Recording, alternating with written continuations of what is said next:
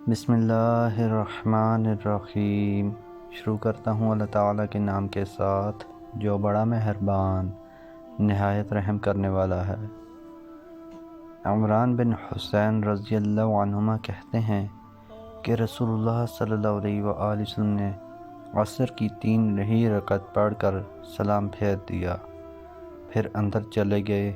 مسدد نے مسلمہ سے نقل کیا ہے کہ پھر آپ صلی اللہ علیہ وآلہ وسلم حجرے میں چلے گئے تو ایک شخص جس کا نام خرباق تھا اور جس کے دونوں ہاتھ لمبے تھے اٹھ کر آپ کے پاس گیا اور اس نے عرض کیا، اللہ کے رسول، کیا نماز کم کر دی گئی ہے؟ یہ سن کر آپ صلی اللہ علیہ وآلہ وسلم اپنی چادر کھینچتے ہوئے غصے کی حالت میں باہر نکلے اور لوگوں سے پوچھا، کیا یہ سچ کہہ رہا ہے؟ لوگوں نے کہا ہاں، تو آپ صلی اللہ علیہ وآلہ وسلم نے وہ رکعت پڑھی، پھر سلام پھیرا، پھر سہو کے 2 سجدے کیے، پھر سلام پھیرا۔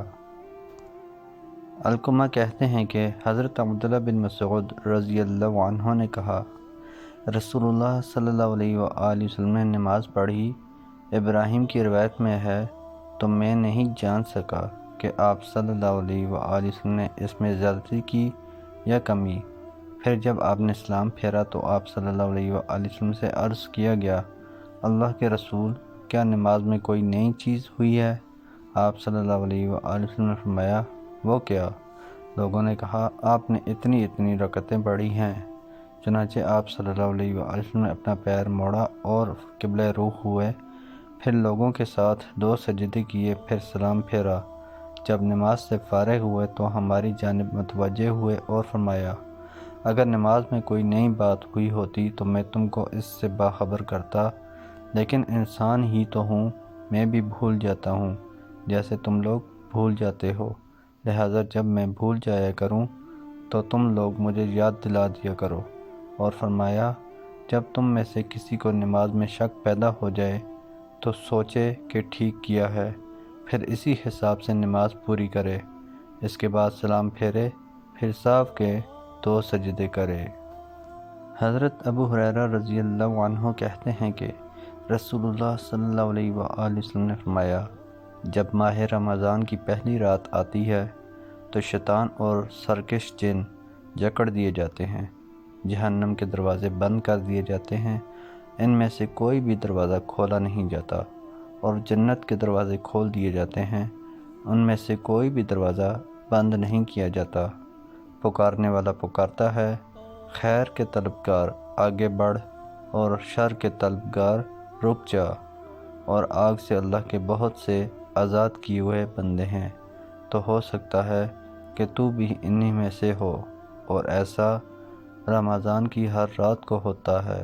حضرت ابو ہریرہ رضی اللہ عنہ کہتے ہیں کہ رسول اللہ صلی اللہ علیہ وآلہ وسلم نے فرمایا، جس نے ایمان کے ساتھ اور ثواب کی نیت سے رمضان کے روزے رکھے اور اس کی راتوں میں قیام کیا تو اس کے سابقہ گناہ بخش دیے جائیں گے، اور جس نے ایمان کے ساتھ اور ثواب کی نیت سے شب قدر میں قیام کیا تو اس کے بھی سابقہ گناہ بخش دیے جائیں گے۔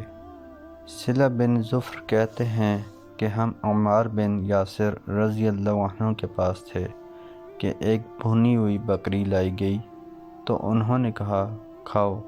یہ سن کر ایک صاحب الگ گوشے میں ہو گئے اور کہا، میں روزے سے ہوں۔ اس پر عمار رضی اللہ عنہ نے کہا، جس نے کسی ایسے دن روزہ رکھا جس میں لوگوں کو شبہ ہو کہ رمضان کا چاند ہوا ہے یا نہیں، اس نے ابو القاسم صلی اللہ علیہ وآلہ وسلم کی نافرمانی کی۔ سیدنا ابو ہریرہ رضی اللہ عنہ نے کہا کہ رسول اللہ صلی اللہ علیہ وآلہ وسلم نے فرمایا، جو حاضر رہے جنازے پر جب تک کہ نماز پڑھی جائے اس کو قیرات کا ثواب ہے، اور جو دفن تک حاضر رہے اس کو 2 قیرات کا ثواب ہے۔ راوی نے کہا، 2 قیرات کتنے ہوتے ہیں؟ کہا، 2 بڑے پہاڑوں کے برابر ہیں۔ ابو طاہر کی حدیث تمام ہو گئی، اور دوسرے 2 راویوں نے یہ بھی زیادہ کہا کہ ابن شہاب نے کہا کہ سالم نے کہا کہ سیدنا ابن عمر رضی اللہ عنہما کی عادت تھی کہ نماز پڑھ کر جنازے پر سے چلے جاتے تھے۔ پھر جب سیدنا ابو ہریرہ رضی اللہ عنہ کی روایت سنی تو کہا کہ ہم نے بہت سے قیرات ضائع کیے، یعنی افسوس کیا۔ محترم دوستو، اللہ تعالیٰ سے دعا ہے اللہ تعالیٰ ہمیں ان حدیث پر عمل کرنے کی توفیق عطا فرمائیں۔ اللہ تعالیٰ ہمیں دونوں جہانوں میں کامیابیاں عطا فرمائیں، آمین یا رب العالمین۔ ویڈیو کو ثواب کی نیت سے زیادہ شیئر کریں۔ جزاکم اللہ خیرا کثیرا، والسلام علیکم ورحمۃ اللہ وبرکاتہ۔